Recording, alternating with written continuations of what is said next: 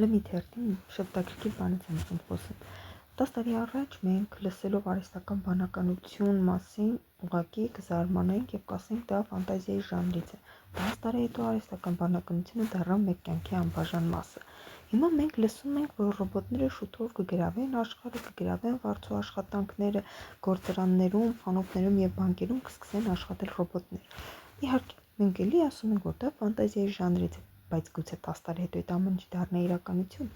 Հիմա հարց. երբ այդ ամեն ինչը դառնա իրականություն, վարձու աշխատողները ինչով են զբաղվելու։ Իհարկե, անգործությամբ, գործազրկությունը կմեծանա աշխարհում։